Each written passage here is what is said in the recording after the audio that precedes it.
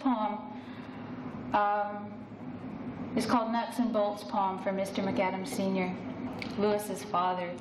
And Mr. MacAdams Sr. is a wonderful man, and I was fortunate to have a drink with Lewis and his parents, and we were trying to talk about poetry, and Mr. MacAdams has another son who I believe he's a salesman and sells, among other things, nuts and bolts, and that came into the conversation, and he said quite delightedly, isn't it possible to write poems about anything, nuts and bolts? And Lewis got embarrassed. And I was really very touched, because I felt on the way home as I thought about it that it was true, that if you released yourself to the task, you could, that anything could come into the poem. So this is out of that Nuts and Bolts poem for Mr. MacAdams Sr. May I put my head on your shoulder, Mr. MacAdams Sr.?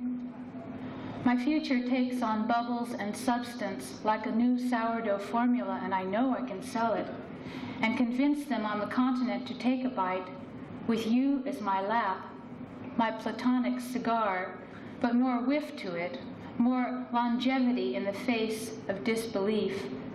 Unlike the ideal, and thus the kind of thing I can trust. Where do you get your information about Oswald's letter of tender regard? How is it living in Dallas you have found the key to this century's thickness in the LA Times? Drinking French wine in L'Etoile, the shadow of the Orient whisking by in his white cotton jacket, I notice your wife is radiant and exquisitely intact. Her face reveals a preference for the emotional. You wave to her like two flags a swimmer carries in his teeth, making signals, trying to remember what the code book said before the boat collapsed.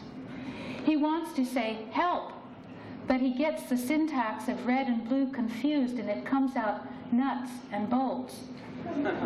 Now it's coming out from your mouth, Mr. MacAdams Sr. You are the carrier of the code.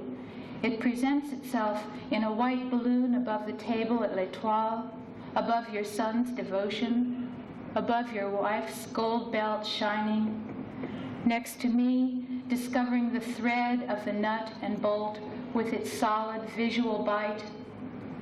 How much I need this silvery connection, how much I want to sit on your lap and be small again, to tell you about my father who held me, whose study had a wooden desk with drawers full of colored chalks, T-squares, compasses, and little metal pencils with pieces of lead, held intact by tiny nuts and bolts, which he'd show me how to use, sitting on his lap, my head against his shoulder, connecting the points at the edge of the circle with arc after arc of fuchsia and gold and fishy green pastels that crumbled and came off in my fingers.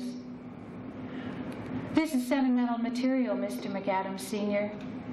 And when my father got hit head on, he was just gone, all his perfect body. And when he never came back, we had to lock up.